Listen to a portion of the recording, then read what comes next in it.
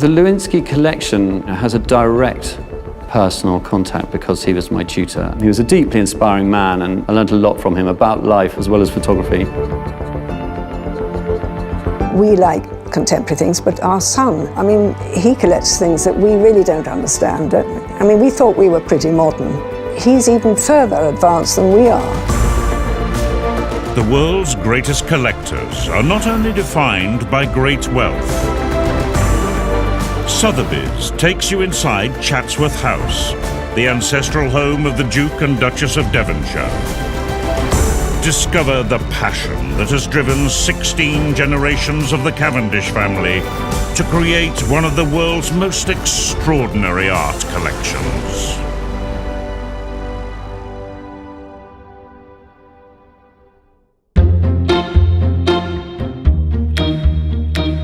My father and I do not share the same taste in art, I think it's fair to say, and we do argue. Well, we don't argue, but we certainly discuss art. We're both respectful, let's say, of each other's approaches, and I think neither of us is either right or wrong. William has a different take on it. He and Laura like conceptual art. He also has an interest in old photography. My mother was a very enthusiastic photographer, always had a camera, and I grew up with photography, and she was very encouraging. The sense of recording things came from her. The idea of photography as a career came later and came through Jorge Lewinski, really. William was lucky enough to be trained by Jorge Lewinski, who was a well-known photographer of artists. He was a deeply inspiring man, and I learned a lot from him about life as well as photography. I discovered he was planning to sell his collection of artists. It meant so much to me, I certainly got interested. He recorded people, but he did it in such a way that gave you so much of an insight into the artist's way of being that I feel that the collection is a powerful record of British art at a certain period of time.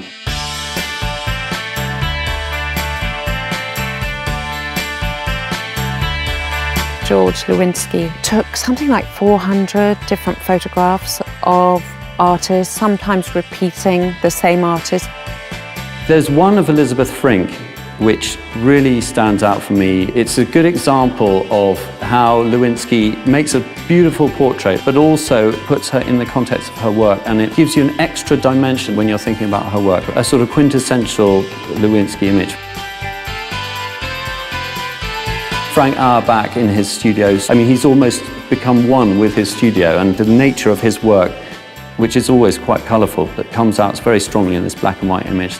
Barbara Hepworth, why I like it in particular is that through the circle, through the curve, there's actually other people. Lewinsky has, in the darkroom process, blanked them out. It taught me about how you can re-look at an image, because the composition of this curve and the lady is so strong, but it would have been significantly weakened if these other people had had the presence that they did in the original negative.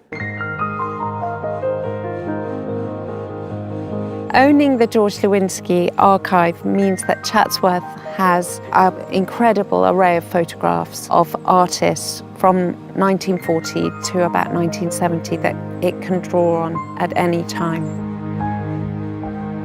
It's a real honour that Lewinsky decided to hand the collection over to Chatsworth.